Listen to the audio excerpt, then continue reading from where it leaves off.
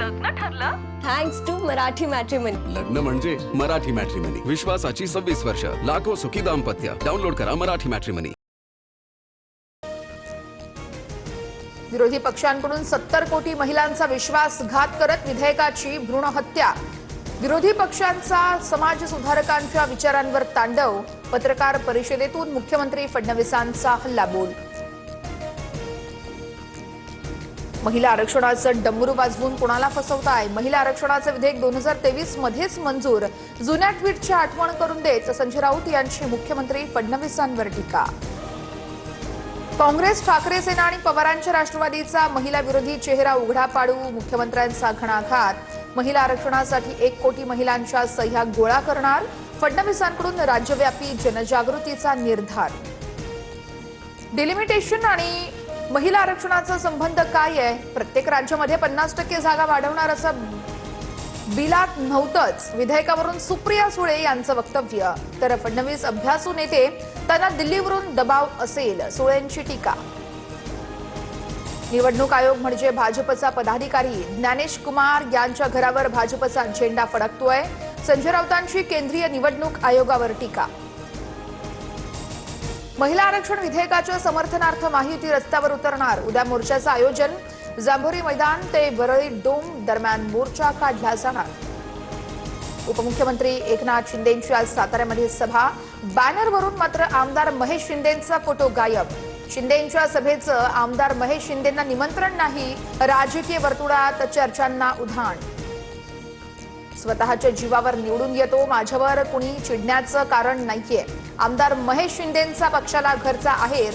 तर महेश शिंदेंनी असं बोलणं चुकीचं, भविष्यात कळेल. मंत्री प्रताप सरनाईक. राळेगावात मुली तस्करी प्रकरणी मुख्यमंत्र्यांनी लक्ष घातलंय. संबंधित प्रकरणाची सरकार पूर्णपणे चौकशी करेल.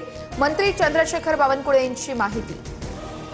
नागपूरमध्ये तरुणींवर धार्मिक सक्ती करणाऱ्या एनजीओ चालकाला अटक. धार्मिक चालीरीती पाळण्यास नकार देताच दिली धमकी.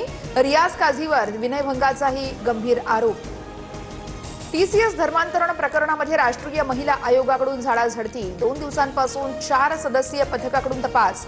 चौकशी अहवाल महिला आयोगाच्या अध्यक्षांकडे सादर होणार. नाशिक टीसीएसमध्ये धर्मांतरण प्रकरणात अनेक धक्कादायक बाबी समोर. वडिलांच्या कॅन्सरसाठी पीडितेने लैंगिक छळ सोसल्याची सूत्रांची माहिती. राष्ट्रीय महिला आयोगानं पीडितेची परिस्थिती जाणून घेतली. काल 1.5 तास चौकशी सुरू होती. टीसीएस कंपनीतील धर्मांतरण आणि लैंगिक अत्याचार प्रकरणामध्ये निदा खानच्या अटकपूर्व जामिनावर आज फैसला होणार. गरोदर असल्याचं कारण देत निदाचा जामिनासाठी अर्ज. परतवाडा लैंगिक शोषण प्रकरणातील आरोपी अयानला कृत्याचा पश्चाताप नाहीच. जे घडलं ते संमतीनेच, आरोपी अयानचा दावा. पोलीस चौकशीमध्ये माहिती. बोरिवलीच्या दुकानातील वादानंतर लेन्सकार्टचा माफीनामा. कोणत्याही धार्मिक अभिव्यक्तीवर बंदी नाही. टिळा टिकली लावण्यास कोणतीही बंदी नाहीये. भाजपच्या आरोपानंतर लेन्सकार्टचं स्पष्टीकरण. गोरेगावातील ड्रग्ज प्रकरणात आरोपींना कोर्टात हजर करणार. वनराई पोलीस 5 जणांना बोरिवली कोर्टात हजर करणार. बेकायदेशीर अटकेच्या याचिकेवर आज सुनावणी होणार. टिटवाळ्यामध्ये ड्रग्ज रॅकेटचा भांडाफोड. अँटी नार्कोटिक्स सेलच्या सापळ्यामध्ये ड्रग्ज क्वीन अटकेत. छापेमारीमध्ये 5 कोटींचे एमडी ड्रग्ज जप्त. कल्याण ग्रामीण पोलिसांची. राज्यात पुढील 2 दिवस मुसळधार पावसासह गारपिटीची शक्यता. हवामान विभागाकडून येलो अलर्ट जारी. अवकाळी आणि गारपिटीमुळे बळीराजा चिंतेत.